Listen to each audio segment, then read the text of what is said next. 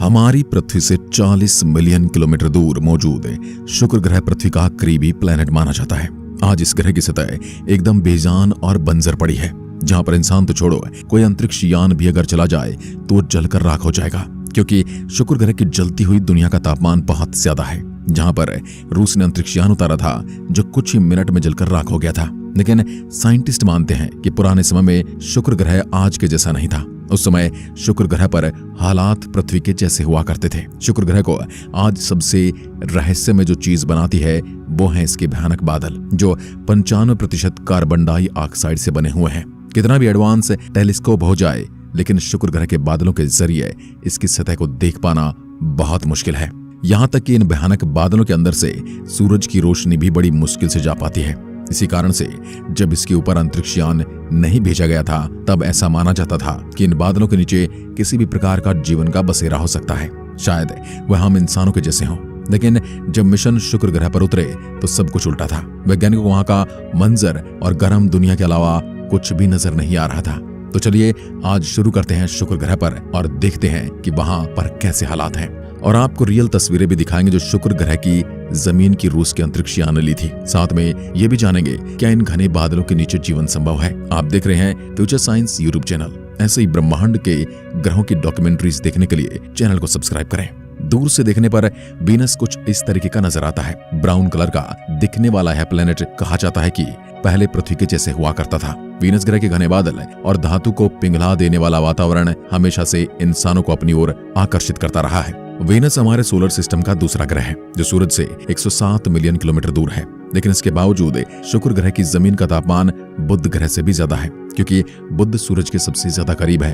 वैज्ञानिकों का कहना है कि इसके इतने ज्यादा सरफेस टेम्परेचर के पीछे ग्लोबल वार्मिंग का हाथ है, क्योंकि इसके एटमॉस्फेयर में 96% तक केवल कार्बन डाइऑक्साइड मौजूद है, जो सूर्य से आने वाली ज्यादातर गर्मी को इसके घने बादलों में ही इकट्ठा कर लेती है। और यहाँ पर बहुत से बड़े ज्वालामुखी भी मौजूद हैं जो लगातार फटते रहते हैं, और इसके वातावरण में कार्बन डाइऑक्साइड और सल्फर डाइऑक्साइड भरते रहते हैं। इसके अलावा वैज्ञानिक रिसर्च में यह भी सामने आया है कि वीनस ग्रह के पास अपना मैग्नेटिक फील्ड भी मौजूद नहीं है।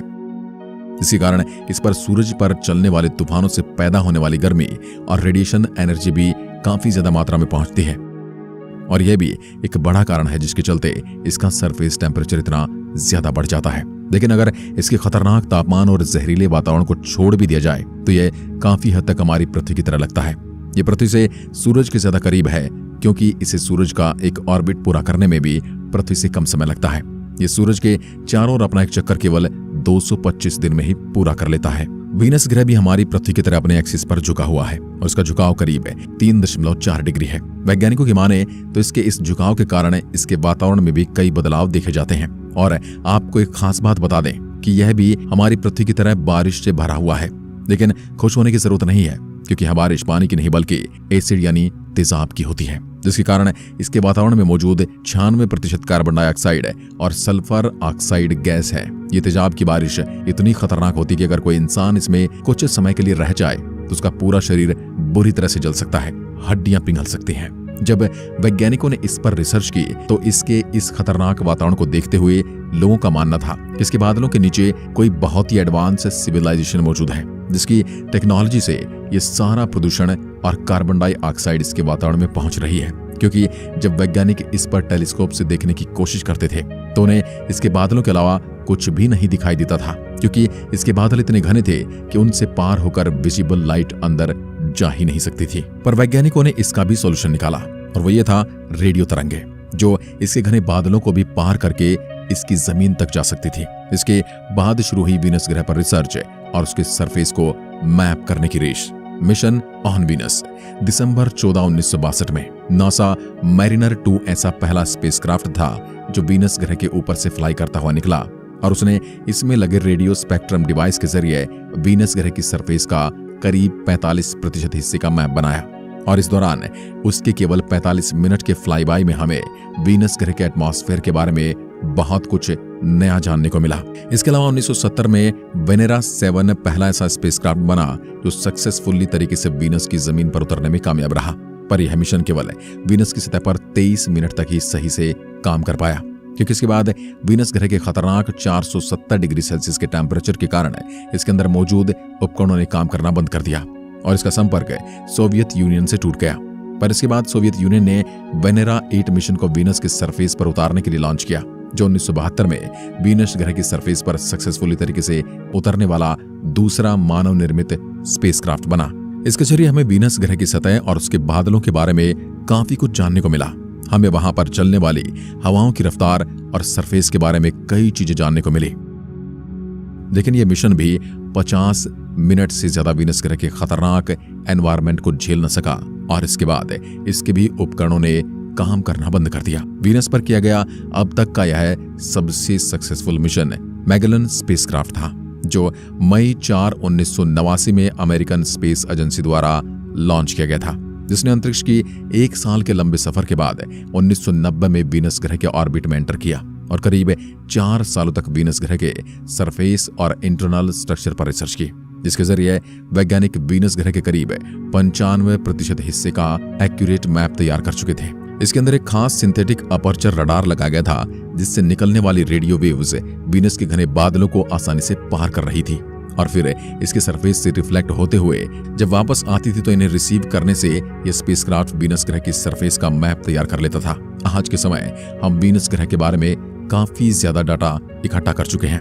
हम इसके एटमॉस्फेयर और सरफेस के बारे में बहुत कुछ जानते हैं। वैज्ञानिकों द्वारा वीनस ग्रह के बनाए गए मैप्स में हमें यह पता चलता है कि वीनस ग्रह कई बड़े बड़े पहाड़ और गहरी खाइयों से भरा हुआ है। इसके अलावा इसकी सतह पर कई बड़े क्रेटर हैं, जिनका निर्माण बड़े एस्ट्रॉयड की टक्कर के चलते हुआ है। ये क्रेटर्स कई 100 किलोमीटर में फैले हुए हैं। इसके अलावा लाखों सालों तक एक्टिव ज्वालामुखी से निकली लावा के कारण इसकी सतह पर कई ऐसे यूनिक स्ट्रक्चर बने हैं जो शायद हमारे सोलर सिस्टम में किसी और ग्रह पर मौजूद ही नहीं है। उदाहरण के लिए आर्चनॉइड स्ट्रक्चर्स। आर्चनॉइड एस्ट्रोजियोलॉजी एक गोलाकार का मकड़ी के जाले जैसा दिखने वाला जियोलॉजिकल स्ट्रक्चर होता है, जो अभी तक केवल सोलर सिस्टम के वीनस ग्रह पर ही देखा गया है और आज भी वैज्ञानिक नहीं जानते कि इसका निर्माण किन परिस्थितियों के चलते हुआ होगा। इसके अलावा वीनस टेरियन भी एक ऐसी जगह है जो वीनस ग्रह की सबसे मिस्टीरियस जगहों में से एक है और मैगेलन स्पेसक्राफ्ट द्वारा यहाँ की खींची गई तस्वीरों में यह जगह काफी ज्यादा चमकीली दिखाई देती है, क्योंकि यहाँ पर ज्यादातर रेडियो वेव्स रिफ्लेक्ट हो जाती हैं। इसे वैज्ञानिक एफ्रोडाइट टेरा क्षेत्र कहकर बुलाते हैं, क्योंकि यहाँ का तापमान और एनवायरनमेंट पूरे ग्रह की तुलना में सबसे ज्यादा कम खतरनाक और जानलेवा है। इस एरिया में कई बड़े बड़े पहाड़ और लंबे मैदान मौजूद हैं। वीनस टेरियन वीनस ग्रह के 19 से 41 मिलियन स्क्वायर किलोमीटर एरिया को कवर करता है, जिसमें पृथ्वी का पूरा एशिया महाद्वीप समा सकता है। इस पूरे रीजन में ऐसे कई बड़े सुपर वोल्केनो मौजूद हैं जो हर समय एक्टिव रहते हैं। सोवियत यूनियन द्वारा भेजे गए शुरुआती वेनेरा प्रोब्स मिशंस को यहीं पर उतारने की कोशिश की गई थी, लेकिन ज्यादातर सभी मिशंस फेल हो गए। वीनस ग्रह के अगर सरफेस मैप को देखा जाए तो इसके नॉर्दर्न हेमिस्फीयर में एक जगह दिखाई देती है जिसको वैज्ञानिकों ने अटलांटा प्लैनेटिया नाम दिया है। यहाँ पर कई अलग अलग प्रकार के पहाड़ों की श्रृंखला और कई गहरी खाइयां मौजूद हैं। इनमें से ज्यादातर पहाड़ों का निर्माण यहाँ पर मौजूद ज्वालामुखियों के फटने से हुआ है। यहाँ पर मौजूद पहाड़ों की ऊंचाई 8 से 9 किलोमीटर तक है। कई पहाड़ तो उससे भी ज्यादा ऊंचे हैं, पर वैज्ञानिकों के पास इनका एक्यूरेट मेजरमेंट न होने के कारण इनकी सही जानकारी अभी उपलब्ध नहीं है। वीनस के पश्चिमी हिस्से में एक जगह जिसे गुनेवेरा प्लांटिया कहा जाता है, ये वीनस ग्रह के एक बड़े भाग को कवर करता है और अगर आप इसे वीनस के फोटोज और मैप में देखोगे तो आपको ये जगह काफी ज्यादा ब्राइट दिखाई देगी, जिसके कारण इसके इलाके में मौजूद कई ऐसे मिनरल्स और धातु हैं जो इन पर पड़ने वाली ज्यादातर रेडियो वेव्स को वापस से रिफ्लेक्ट कर देते हैं।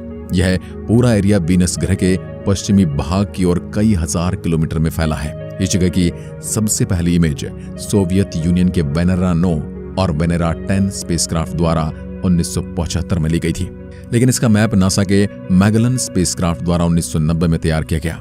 वैज्ञानिकों का मानना है यहाँ पर काफी बड़ी संख्या में कई बड़े ज्वालामुखी मौजूद हैं। चलिए वीनस ग्रह के उत्तरी हिस्से की ओर चलते हैं।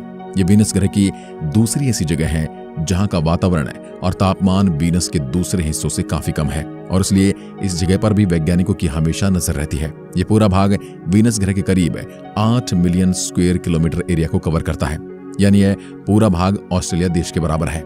ये एरिया इसलिए भी ज्यादा जरूरी हो जाता है क्योंकि यहाँ पर पूरे वीनस ग्रह की सबसे ऊंची पहाड़ी श्रृंखलाएं मौजूद हैं। जिनमें मैक्सवेल नाम की पहाड़ी की चोटी की ऊंचाई करीब 11 किलोमीटर है, जो वीनस ग्रह की सबसे ऊंची पहाड़ी चोटी है और इसकी ऊंचाई पृथ्वी के माउंट एवरेस्ट से भी 3 किलोमीटर ज्यादा है। वैसे तो वीनस ग्रह का एवरेज सरफेस टेम्परेचर करीब 480 डिग्री सेल्सियस है, लेकिन अगर इस जगह की बात की जाए तो यह तापमान केवल 380 डिग्री या फिर 350 डिग्री के आसपास रहता है, जो ग्रह के एवरेज तापमान से भी काफी कम है। इसलिए इसे वीनस ग्रह के सबसे ठंडे इलाकों में से एक कहा जा सकता है। क्या वीनस ग्रह पर कभी इंसान जा सकते हैं? तो जैसा कि मैंने बताया कि वीनस ग्रह का टेम्परेचर करीब 480 डिग्री सेल्सियस है और इसका वातावरण भी ज्यादा घना है, जिसे किसी स्पेसक्राफ्ट के जरिए पार कर पाना काफी ज्यादा मुश्किल हो जाता है। ऐसे में अगर इसके सरफेस पर उतरा भी जाए तब भी इसका खतरनाक तापमान और इस पर होने वाली तेजाब की बारिश किसी भी इंसान की जान ले सकती है। आप इसी से अंदाजा लगा सकते हैं कि अभी तक इस पर भेजा गया कोई भी स्पेसक्राफ्ट है जो इसकी सरफेस पर उतरा हो वो 1 घंटे से ज्यादा तक नहीं टिक पाया। ऐसे में इसकी कम ही संभावना है कि इंसान यहाँ पर जाना चाहेगा और जा पाएगा। पर कई वैज्ञानिकों का मानना है कि वीनस ग्रह के बादलों में कई जगह ऐसी हैं जहां का तापमान इंसानों के लिए काफी ज्यादा नॉर्मल है, और अगर इंसानों को वीनस ग्रह पर रहना है तो यही जगह सबसे अच्छी होगी। इसलिए हमें वहां पर आसमान में उड़ने वाले घरों और शहरों का निर्माण करना होगा, जो कि सुनने में ज्यादा प्रैक्टिकल नहीं लगता, खासकर अभी के लिए। इसलिए इंसानी बस्ती बसाने के लिए भी वीनस ग्रह से अच्छा दावेदार मंगल ही है। वैसे दोस्तों, आपको वीनस ग्रह के बारे में जानकर कैसा लगा? अगर अच्छा लगा है तो फ्यूचर साइंस चैनल को जरूर सब्सक्राइब करें। आज की डॉक्यूमेंट्री में अंत तक बने रहने के लिए आपका बहुत बहुत धन्यवाद।